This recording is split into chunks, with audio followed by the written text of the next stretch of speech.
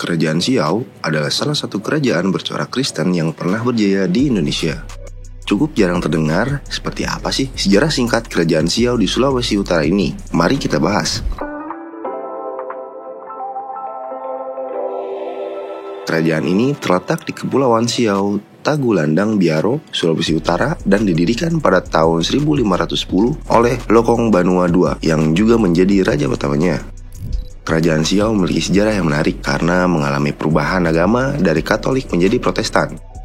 Dan mereka juga melawan penjajahan Belanda. Kerajaan Siau didirikan oleh Lokong Banua II yang merupakan keturunan dari Raja-Raja Mopagu, sebuah kerajaan yang berpusat di Pulau Sangihe.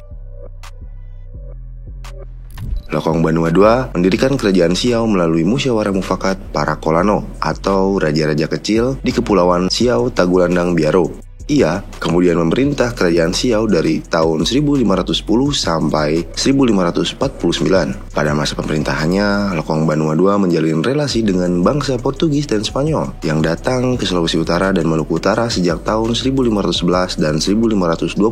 Dari kontak ini, Kerajaan Siau mengenal kepercayaan Katolik dan kemudian banyak penduduknya yang dibaptis oleh para misionaris. Salah satunya adalah raja berikutnya, Pasumah, yang dibaptis dengan nama Don Jeronimo atau Hieronymus. Kerajaan Siau mengalami perkembangan yang pesat di bawah pemerintahan raja-raja selanjutnya seperti Wisang, Winsulangi, Batahi, Monasehiwu, Raramenusa, Lohin Tundali, Ismail Jakobus, Begandelu, dan Umboliwutang. Kerajaan Siau memiliki hubungan dagang dan politik yang baik dengan kerajaan-kerajaan lain di Sulawesi Utara seperti Manado, Bolaang Mogondo, dan Gorontalo, serta dengan kerajaan-kerajaan di Mindanao dan Filipina Selatan. Pada tahun 1677, Kerajaan Siau mengalami perubahan agama yang signifikan, yaitu dari Katolik berubah haluan menjadi Protestan. Hal ini terjadi karena adanya perjanjian antara Kerajaan Siau dengan Belanda yang saat itu menguasai Maluku dan sebagian daerah Sulawesi. Dalam perjanjian ini, Kerajaan Siau setuju untuk menerima agama Protestan dan mendapatkan perlindungan dari Belanda. Sebagai imbalannya,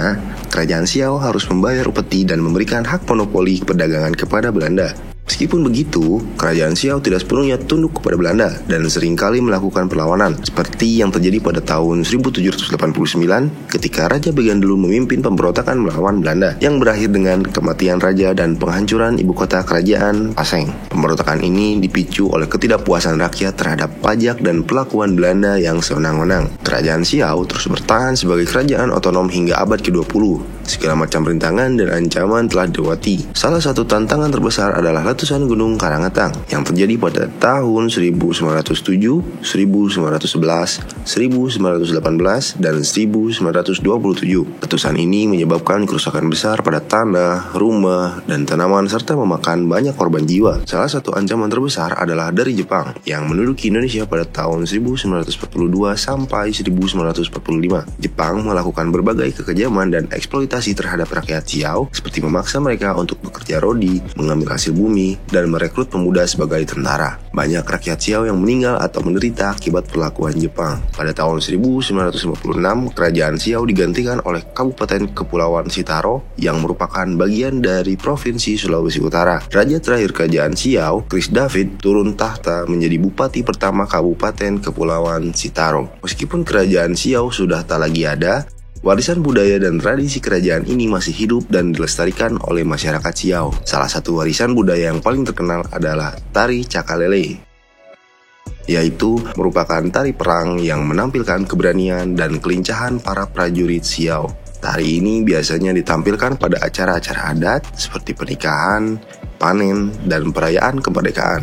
Selain tari Cakalele, masyarakat Siau juga memiliki warisan budaya lain seperti seni ukir, tenun, dan anyaman yang menunjukkan keindahan dan kekayaan alam Siau. Masyarakat Siau juga memiliki tradisi lisan seperti dongeng, legenda, dan nyanyian yang mengisahkan tentang sejarah, asal-usul, dan nilai-nilai kerajaan Siau. Kerajaan ini merupakan salah satu bukti dari keragaman dan kekayaan sejarah Indonesia yang sudah selayaknya dikenang dan dihargai oleh berbagai generasi.